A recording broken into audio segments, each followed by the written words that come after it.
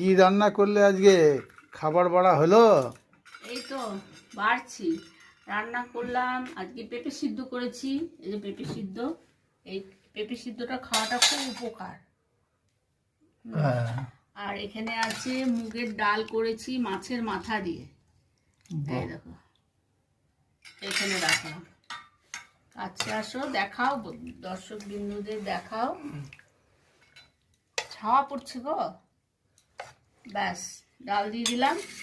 আর করেছি মাংস রান্না করেছি। নাও আর দেবো তোমাকে? প্রথমেই দিতে না দিতে বলে আর দেবো তোমাকে। না, একটু আলু দিই। একটু মাখা মাখা করে করেছি, খুব একটা বেশি ঝোল করিনি। এই আজকের মেনু।